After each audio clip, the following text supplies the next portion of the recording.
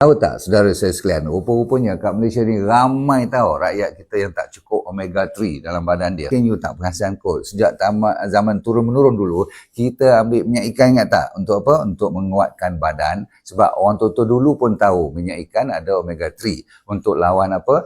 Lawan penyakit yang berasaskan pada inflamasi.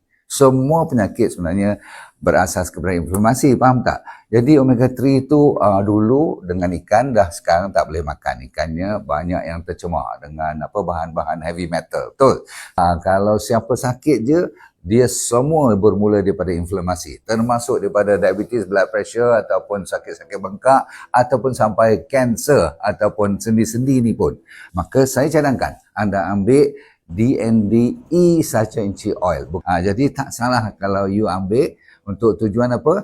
Peredaran darah, menjaga jantung, menjaga kita punya otak pun. Bukan saja dia ada omega 3, dia juga ada vitamin E dan juga ada omega 3, 6, 9. Diperbuat khas daripada asalnya daripada Peru dan dibawa ke sini dan di press elok, cold press supaya dia tidak rosak dan dimasukkan ke dalam soft gel. Kita ada kilang sendiri, kita import sendiri, lepas tu kita dapat sijil halal, sijil KKM lagi.